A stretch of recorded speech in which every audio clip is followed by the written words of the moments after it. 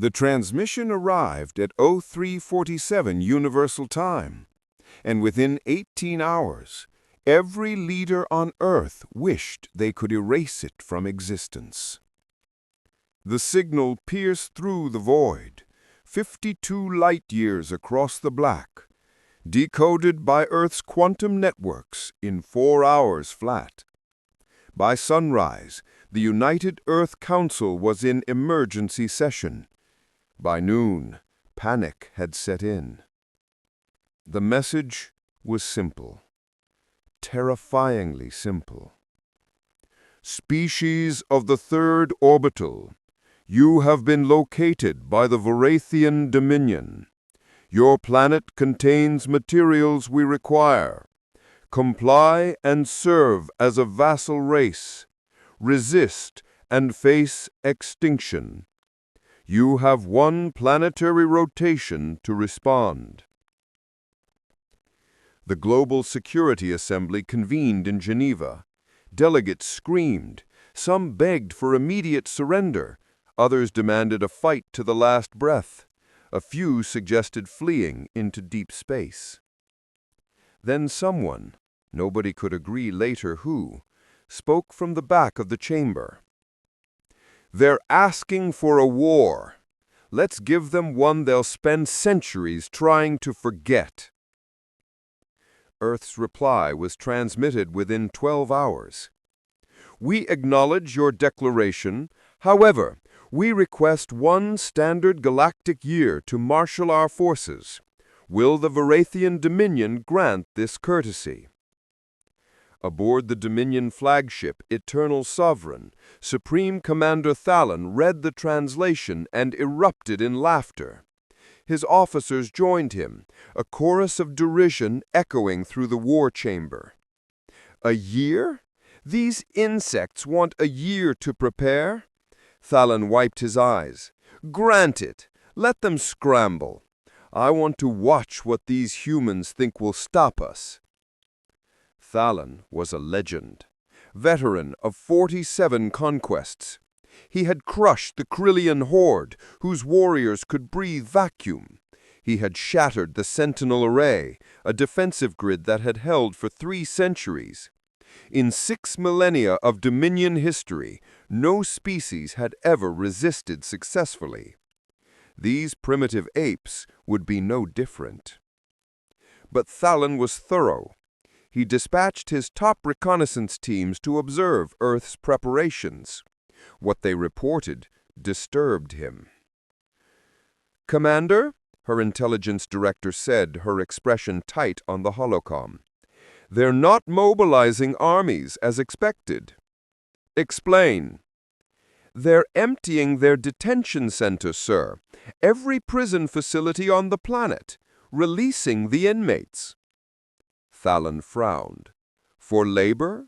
Converting prisons to military installations? No, sir. They're offering pardons or conscription into something called the Phantom Legion. Nearly all are choosing the Legion. What were these prisoners convicted of? She checked her data slate. Homicide, torture, genocide during regional conflicts, serial murder, terrorism, war crimes, the absolute worst their species has produced. Thalon leaned back. This made no sense. Perhaps they're desperate. Cannon fodder. There's more, Commander. They're also recruiting dishonorably discharged soldiers, specifically those removed for excessive brutality, unauthorized killings, psychological instability. And they're paying enormous sums to mercenary companies with documented atrocity records. Over the following weeks, the reports grew stranger. Earth divided the Phantom Legion into classifications. Professional killers, mercenaries with triple-digit body counts, special operations soldiers deemed too unstable for conventional service. Worse, mass murderers, war criminals who'd committed acts so heinous their own governments had hidden them. the clinically insane, locked in maximum security psychiatric wards. And then there was Omega Class. Even Earth's officials seemed terrified of Omega Class. "What training are they receiving?" Thalen demanded during one briefing. Her intelligence officer displayed surveillance footage. "This is from one of their conditioning facilities, sir. They seem to want us to see it." The video showed a vast chamber designed to mimic urban warfare. Human trainees moved through it, not in formations, but in erratic, unpredictable bursts. Some scaled walls, others dove through shattered windows. They fought each other in vicious sparring sessions with no rules, no mercy. One trainee laughed hysterically while choking another. The victim bit his attacker's throat, drawing blood. Both collapsed, still laughing. "What are they doing?" Thalen whispered. "They call it entropy training, sir. They're teaching them to abandon predictability, to embrace pain, to enjoy violence. The instructors are former soldiers discharged for severe psychological disorders." Another clip showed a classroom. A scarred human stood before a hologram of a Varathian warrior. "This is your enemy. Bigger, stronger, better armor, superior weapons, faster ships." The trainees watched in silence. "Then we don't fight fair. Fair fights are for sports. This is survival. You see that armor? 17 vulnerable connection points. You can't break it, but you can get inside it. You see those weapons? They'll vaporize you instantly. So don't get hit. Move. Make them miss. Make them afraid." One trainee raised a hand. "What if we're captured?" The instructor smiled, a chilling, empty smile. "Then you make them regret it. You become so unbearable, so disturbing, they'll either release you or kill you. Either way, you win. A living prisoner can escape. A dead one becomes a warning." Thalen watched hours of footage. Humans training in zero-gravity knife combat, practicing breach and board tactics, learning to construct improvised explosives, studying psychological manipulation. "They are training terrorists," Thalen said flatly. "Not soldiers, terrorists." "Yes, Commander," his officer agreed, "but effective ones." Earth's fleet assembled. The ships were wrong, all wrong. Military vessels should be pristine, organized, marked with proper insignia. These ships looked like they'd been scavenged from junkyards. Some had been. Civilian transports retrofitted with crude weapons, ballistic missiles using chemical propellants, railguns firing solid slugs at relativistic speeds, kinetic impactors, literally just heavy objects thrown very, very fast. Nothing sophisticated, nothing that required advanced tech. But there were thousands of them. And painted on their homes, in garish colors, were tally marks, kill counts, before the war had even begun. "Commander," his officer said quietly, "those marks, are they threats or promises?" "Both," Thalen muttered. The year ended. Thalen prepared his armada for departure. 400 ships, each a marvel of Varathian engineering. His crew were lifelong warriors, trained from childhood in the military sciences. They knew 600 battle formations. They understood honor, discipline, proper warfare. The night before departure, Thalen received one final intercepted transmission from Earth Command to the Phantom Legion. He read it alone. "To all Legion personnel, you know what you are. You know what you've done. Society locked you away because you were too dangerous, too broken, too violent. We needed you contained because peace required it. But now we need you for what you are. We need your violence, your madness, your willingness to do what no civilized soldier would do. There are no rules, no limits, no laws. Win or lose, you'll never be welcomed home as heroes. You'll never be honored, but you'll be free. Show the Dominion what happens when humanity stops pretending to be civilized. Make them regret finding us. Thalen set down the datapad. For the first time in his 60-year career, he felt something unfamiliar: doubt. The next morning, his fleet departed. 400 ships of the Varathian Dominion, the greatest military force in known space, moving to crush a species that barely left its own solar system. Behind them, Earth's fleet launched. Thousands of improvised warships, crewed by the most violent, unstable, dangerous humans their species had ever produced. People who'd spent decades locked away from society. Now they were free, armed, and coming. Thalen watched the long-range scanners as the fleets converged. His ships moved in perfect formation, a geometric masterpiece refined over millennia. The human ships moved like a swarm of insects. No formation, no pattern, just chaotic, random motion. "Sir," his tactical officer said, "we cannot predict their movement patterns. They have no formation."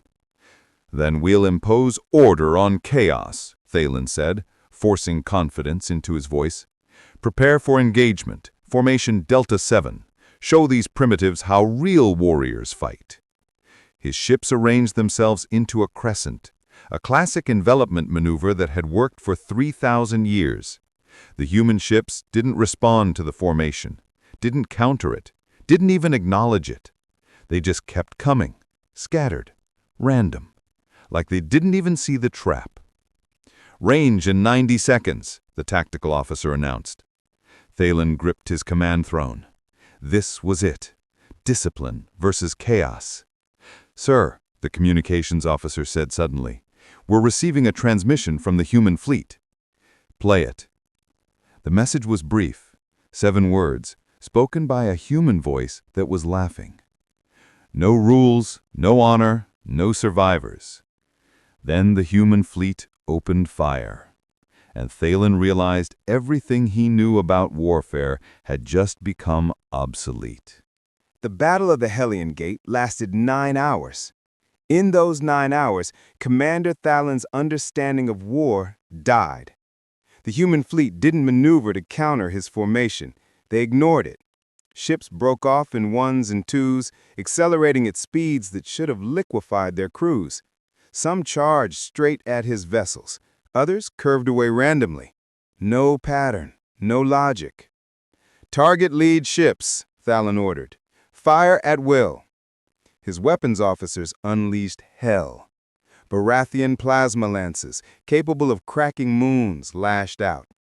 3 human ships exploded instantly. But the rest kept coming, didn't slow, didn't retreat. Each ship moved independently, making targeting impossible. 10 ships exploded, 20, 50, but hundreds more kept coming. "They're on suicide vectors," his tactical officer said. "Multiple ships have set collision courses. Point defense will handle them. Maintain formation." The point defense grid activated, thousands of micro-projectiles filling space. Most of the incoming ships were shredded, but some got through. A human vessel, already burning, already breaking apart, slammed into the destroyer Unwavering Resolve. The explosion tore through 4 decks. "Unwavering Resolve reports critical hull breaches," the communications officer said. "1 ship," Thalen said. "They traded 1 ship for minor damage. Acceptable." Then 8 more damaged human ships, listing, venting atmosphere, changed course toward his fleet. Point defense destroyed 5. 3 got through. 1 hit the cruiser, Eternal Vigil, punching through forward armor. Another hit the carrier, Dawn's Promise, detonating near the fighter bays. The carrier's entire forward section erupted outward. "Dawn's Promise is lost," someone shouted. 4,000 crew! Thalen stared at the tactical display. The humans were using crippled ships as weapons. Ships that were already dying, already lost, aimed like missiles. "Pull back," Thalen ordered. Reform at 15,000 kilometers. Get us clear of these suicide runs. His fleet withdrew in perfect formation, even in retreat maintaining discipline. The human ships pursued. Many were too damaged to keep up. For a moment, Thalon thought he'd gained breathing room. Then his sensors officer spoke, voice confused. "Sir, the damaged human ships we left behind, they're moving again." "Moving? They were dead in space." "Yes, sir, but they're under power now, heading toward us at maximum acceleration." Thalon pulled up sensor data. Ships that had been floating, seemingly destroyed, were suddenly active. They'd been playing dead, waiting for his retreat. "How many?" 63 vessels, sir, all broadcasting the same message." "What message?" The communications officer played it. A human voice, screaming over distorted music, shouted, "Surprise! We're not dead yet!" The 63 ships accelerated. They were too close now, point defense less effective at this range. The ships spread out, each targeting a different vessel. Thalon's fleet fired everything: plasma, missiles, kinetics. They destroyed 47 ships. 16 got through. The impacts were catastrophic, not because the ships themselves were dangerous, but because the humans had packed them with explosives, turned damaged hulls into bombs, flown them straight into his fleet while pretending to be disabled. "Casualty report," Thalon demanded. The numbers came slowly. 8 destroyers heavily damaged, 3 cruisers destroyed. 1 carrier, Eternal Dawn, hit in the reactor section. Total loss. Too close to the fleet. When it exploded, the blast caught 3 other ships. In one attack, using ships he thought were already destroyed, the humans had crippled a tenth of his armada. "Ground forces requesting clearance to land on Hellion Station. Orbital bombardment has neutralized human defensive positions." Thalon had almost forgotten the ground assault. While the fleet engagement raged, he had ordered troop carriers to the human colony on Helion 4. A small settlement, 70,000 civilians. His ground forces numbered 15,000 elite warriors. "Clearance granted. Tell them to proceed with caution." The carriers descended. Thalon watched through command feeds. Massive vessels, deploying 1,000 soldiers each in minutes. They landed in perfect formation around the burning colony, already devastated by orbital strikes. The first carrier's ramps dropped. Varathian soldiers marched out in parade ground ranks, armor gleaming, weapons ready. They'd done this 100 times on 50 worlds. The humans opened fire from everywhere at once. From buildings that should have been rubble, from tunnels in the ground, from positions that shouldn't exist. Primitive weapons, bullets, explosives, but so many of them. Varathian soldiers fell. Their armor held against most fire, but concentrated barrages could penetrate. And the humans were concentrating fire very effectively. "Ground forces taking heavy casualties, requesting support," the tactical officer reported.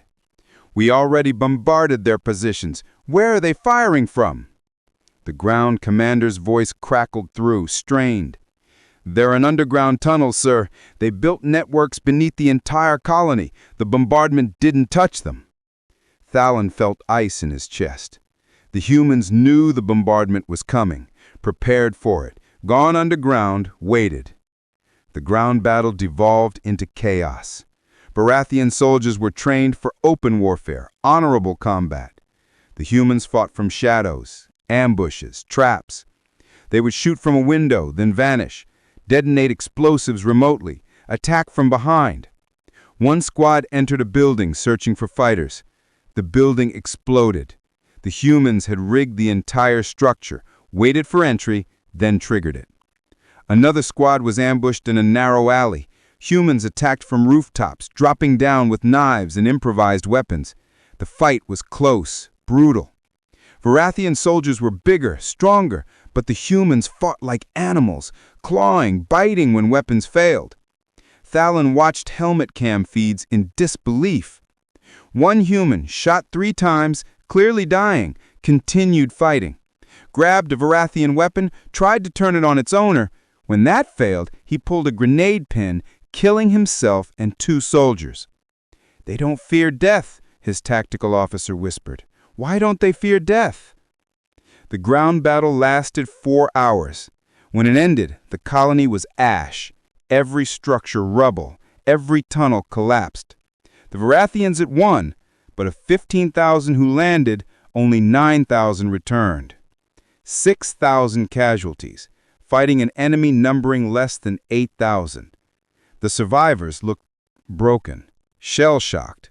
They'd won, but looked like they'd lost.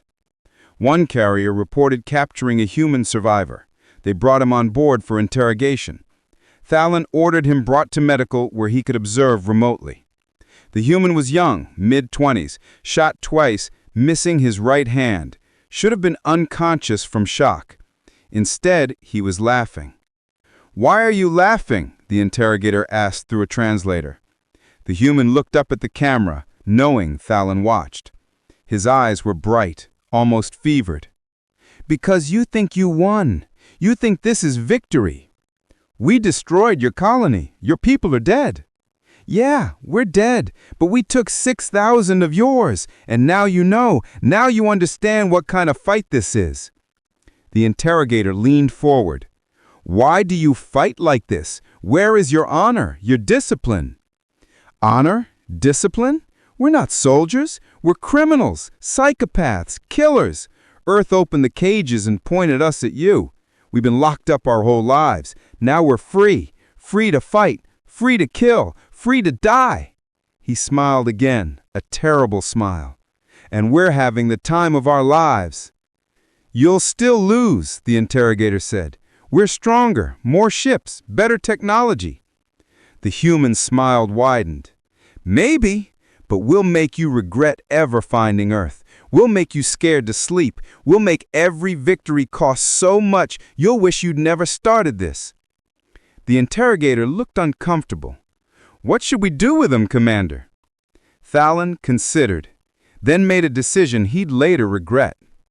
Release him. Give him medical treatment, put him on a shuttle, send him back to Earth. His officer stared in shock. "Sir, I want Earth to know what happened here. I want them to see what we can do." The human was treated, wound sealed, missing hand given a basic prosthetic. They loaded him onto a shuttle with enough fuel to reach the nearest human outpost. Before launch, the human asked to speak to Thalon directly. Against better judgment, Thalon allowed it. The human's face appeared on his screen, still pale but still smiling. "Thank you for the medical care. Very honorable. I want your people to know what happens when they fight us." "Oh, they'll know," the human said, "but not the message you think." "What do you mean?" The human leaned closer to the camera. "You killed 8,000 of us, lost 6,000 of yours, nearly 1-to-1, and we're just a..." Commander Thalon stood before the Emperor's War Council on the capital world of Varathia Prime. The Grand Hall was designed to intimidate, walls displaying 6 millennia of conquests. Thalon felt everyone judging him. "Explain," the Emperor said, voice calm, dangerously calm. "Explain how you've lost 16 systems in 3 months." Thalon straightened. "Your Majesty, we haven't lost in traditional terms. We've won every major engagement. Human casualties outnumber ours in every battle. We've destroyed hundreds of their ships. And yet," the Emperor said, softly, "you hold 16 systems that were ours. Systems you were supposed to defend." "The humans don't fight to hold territory," Thalon said. "They fight to destroy. They attack a system, cause maximum damage, then retreat before we can bring full force. When we pursue, they scatter. When we defend, they attack elsewhere. They're like water, flowing around our defenses." One council member, High Admiral Kryos, slammed his fist. "Then we need overwhelming force. Send 50 fleets instead of 5. "We tried that at the Kirion cluster," Thalon said quietly. sent 50 ships to defend an expected raid. The humans sent 4. Those 4 ships destroyed our supply depot, 8 months of materiel, and escaped. We lost more from supply shortages than combat. Another council member spoke. Where is their main fleet? We don't know, Thalen admitted. They have thousands of ships, but never mass them together. They operate in small, independent cells. We destroy one group, 3 more appear elsewhere. The Emperor leaned forward. I've read your reports, Commander. But reports are just words. Show us what you mean. Show us how these humans fight. Thalen had prepared for this. He'd brought recordings from dozens of battles. He started with the most recent, the orbital station Kalor 9. The station had been a fortress, 25,000 soldiers, massive defensive weapons, supplies for years, impregnable. The humans attacked with 400 small craft. The recording showed the battle from the station commander's perspective. Human ships approached without formation. Station weapons fired, destroying dozens, but the rest kept coming. The first ship made contact with the station's hull.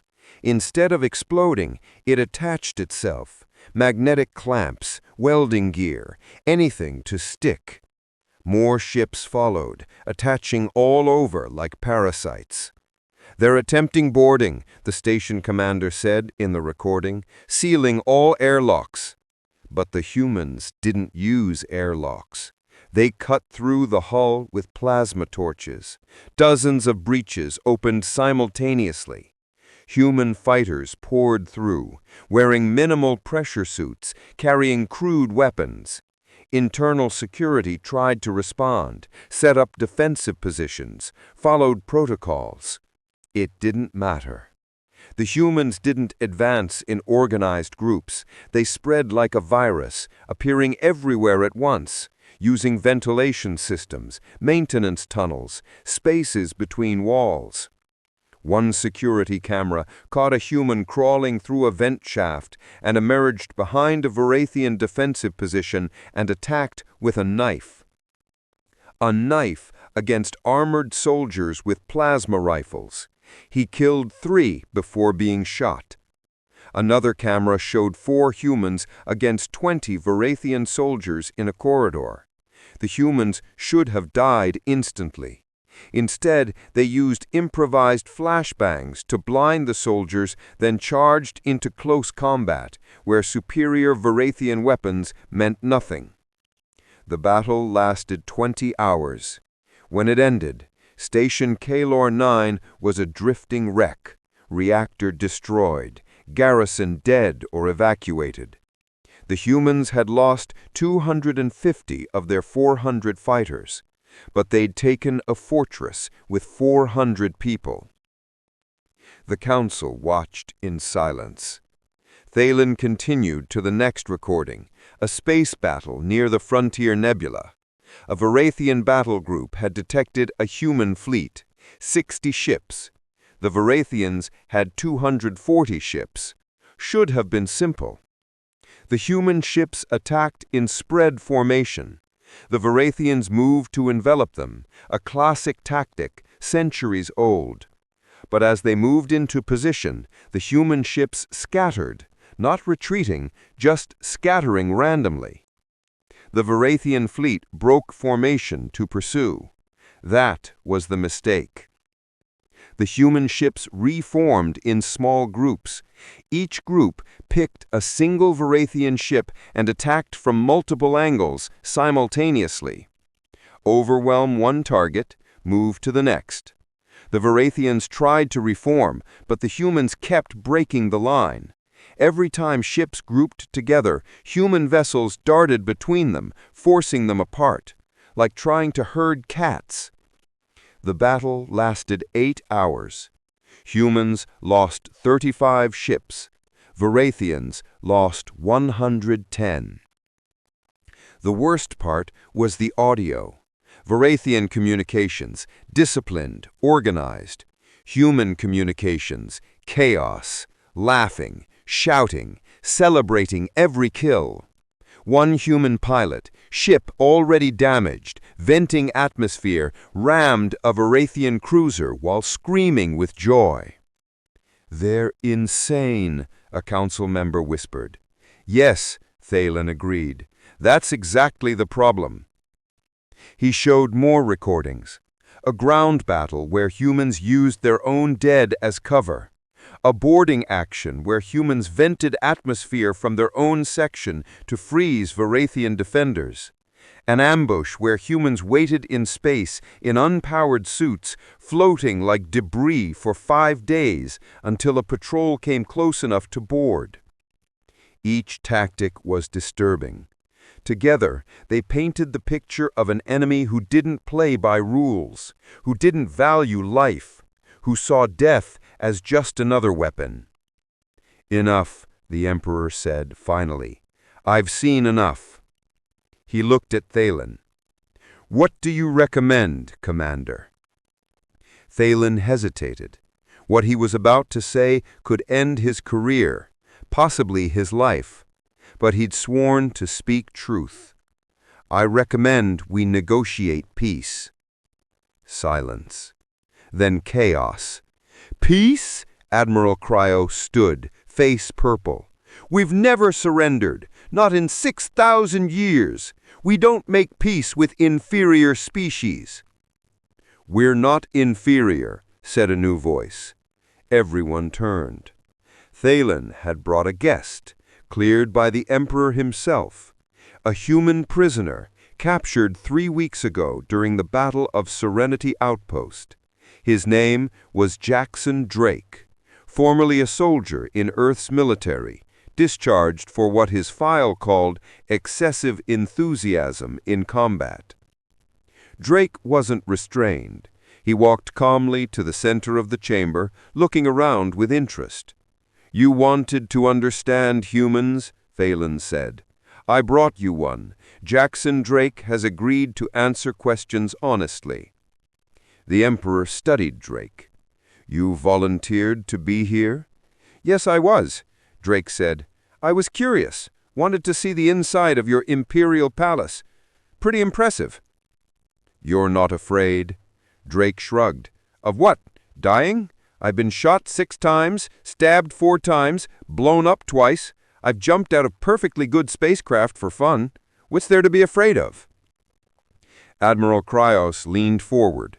"We could execute you right now." "You could," Drake agreed cheerfully. "But then you wouldn't learn what you need to know." "And what is that?" the Emperor asked. "Why you can't win this war." The chamber erupted. Guards moved toward Drake. The Emperor raised a hand. "Explain."